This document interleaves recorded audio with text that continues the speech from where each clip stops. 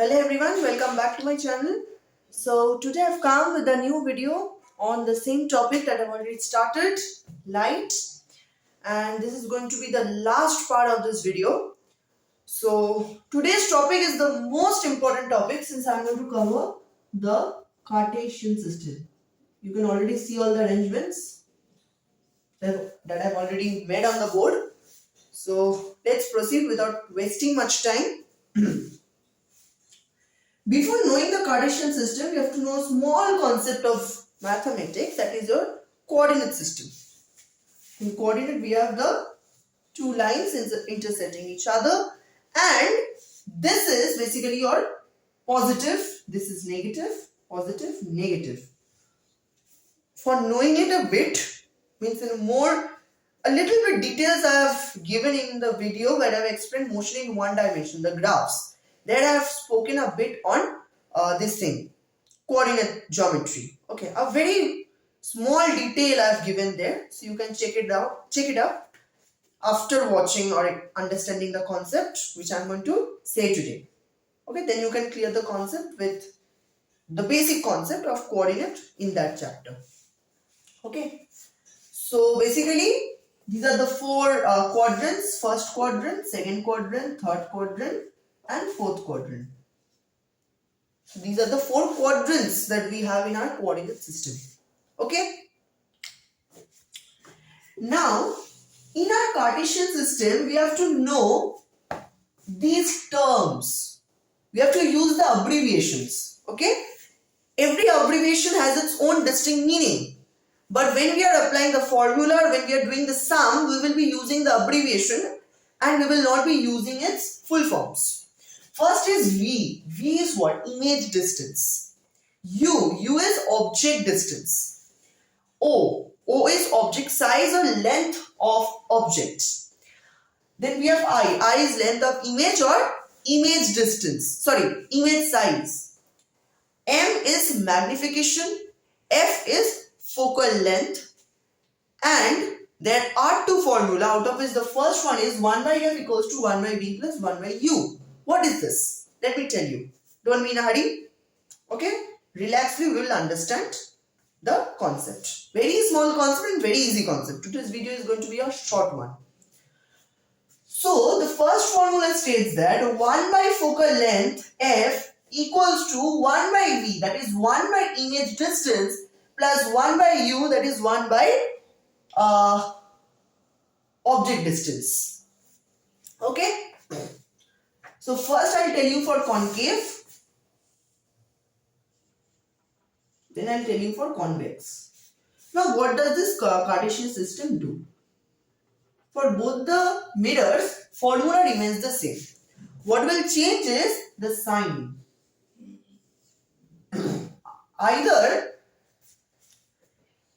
or I should not say either, in concave and convex, the sign of FVU will either remain same or it will change according to the concept.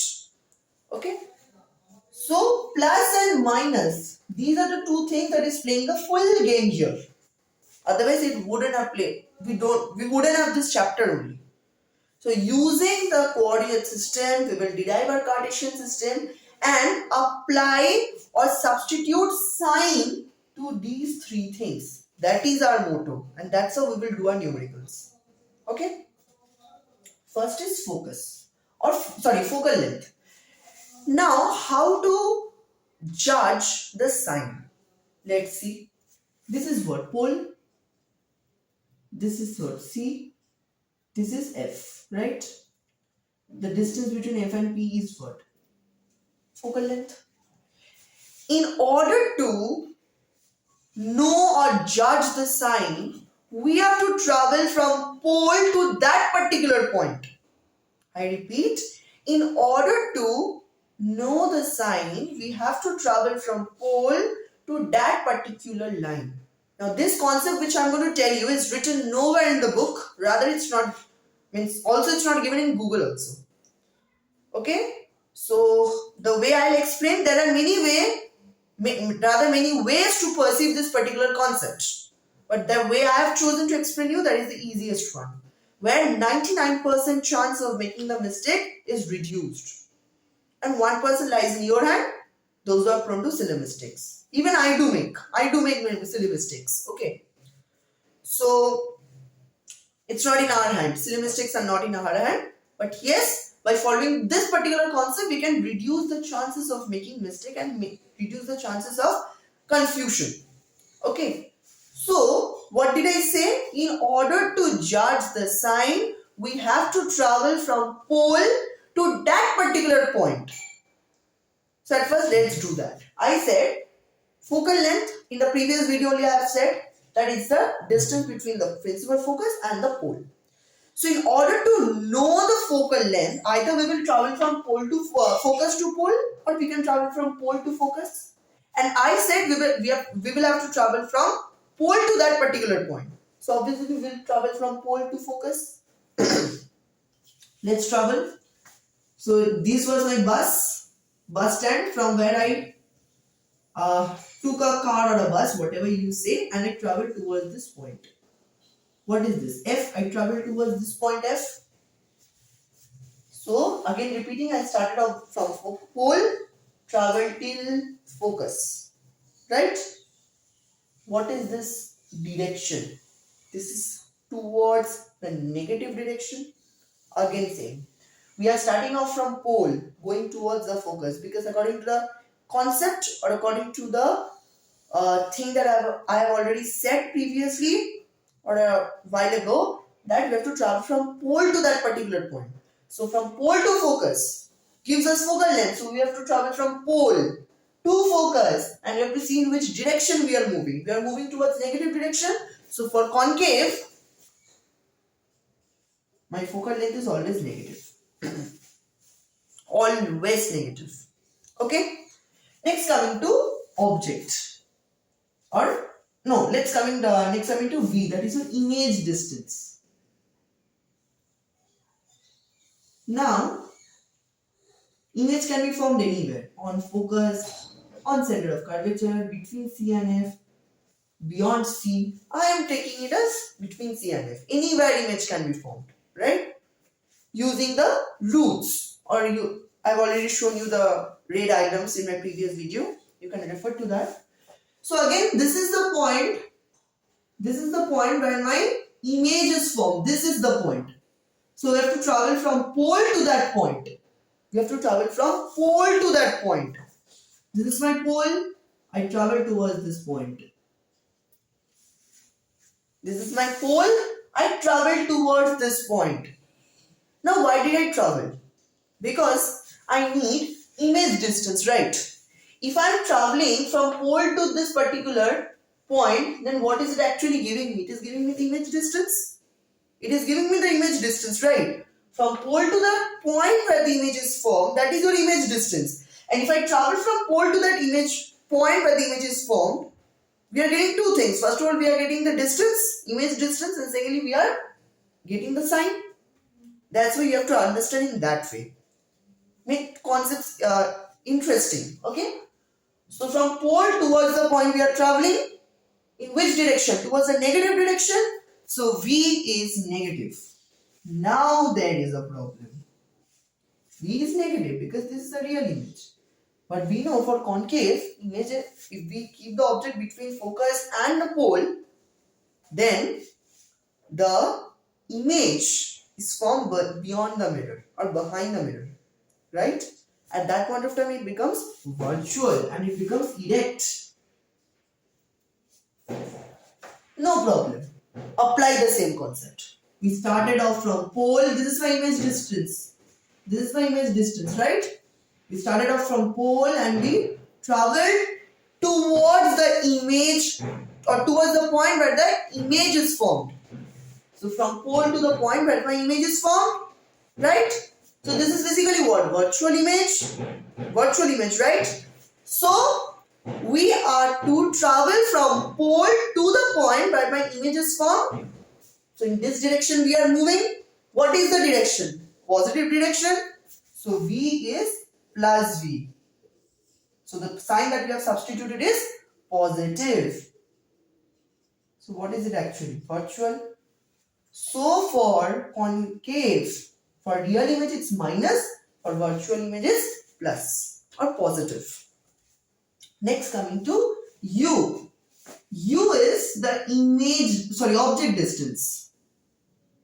Suppose object is placed again between C and F. Anywhere object can be placed. Beyond C, at C, between F and P, at F, between F and P, anywhere.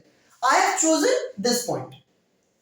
Again what we will do, we will travel from pole to that point. Again what we are getting two things. The distance, which is the object distance, and the direction. Towards which direction we are moving, negative or positive. So this is a negative. So we are moving towards the negative direction. So here U is negative. Okay. So we got the formula.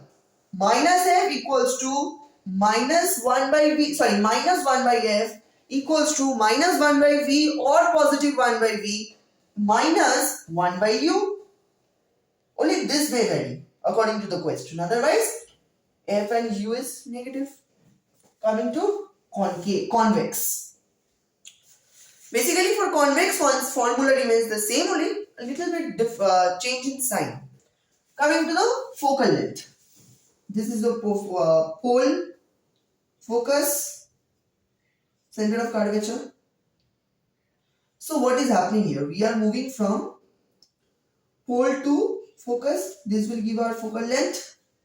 So from pole we have to move towards focus in order to get our focal length. And from pole only we have to move, because I said in order to make the concept easier we have to assume it in that way. Or we have to perceive it in that way. So pole towards focus we are going. From pole we are going towards focus. It is giving us our focal length. In which direction are we going? We are going in positive direction. So in case of convex it's plus F. Clear? Coming to image. Now image is always formed beyond the mirror. Here. Right? So again, from pole we have to go. In which direction we are going? Positive. So plus V. So according to the text also if we are going,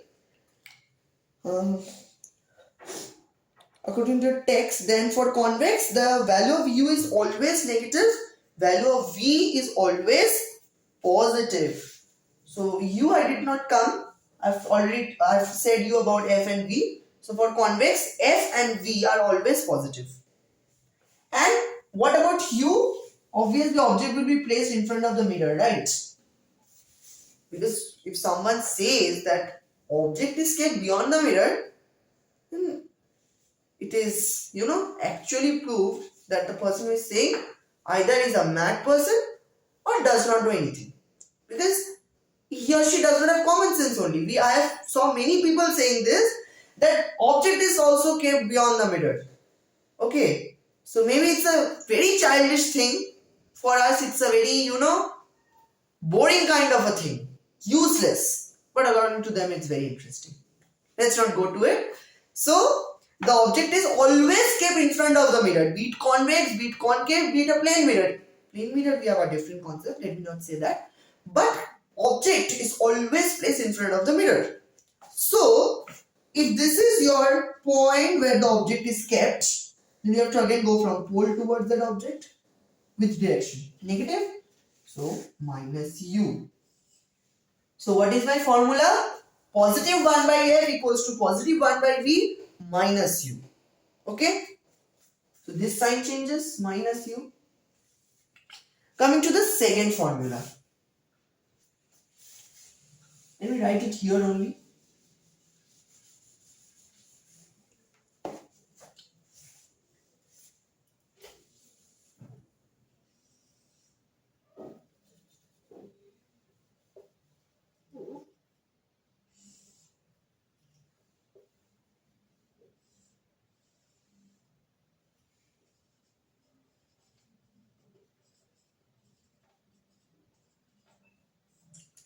Next is magnification.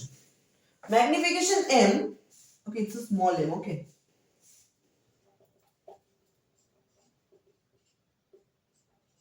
This is the formula. Either m equals to I by O or m equals to minus V by U. Okay. Now here we have no sign actually, or the game of sign we don't have here. Let me just read it out. Okay. If the length of the object and image are measured perpendicular to the principal axis, the ratio of the length of the image to the length of the object is called the linear magnification. That means this M represents linear magnification. Okay. And perpendicular to the principal axis, obviously object perpendicular to the principal axis. Image, I rubbed up all the image. Suppose this is the image perpendicular to the principal axis. So the length of the image to the length of the object gives us linear magnification. For the real image, u and v both are negative. So linear magnification m is also negative. For virtual image, so for real image, what happens? U is also negative, v is also negative, right? For real image, see, for real means what? Not writing it again. Thing is placed this side. So for real image, both v and u are negative. So linear magnification is also negative. Just place your object and image here, you will find it.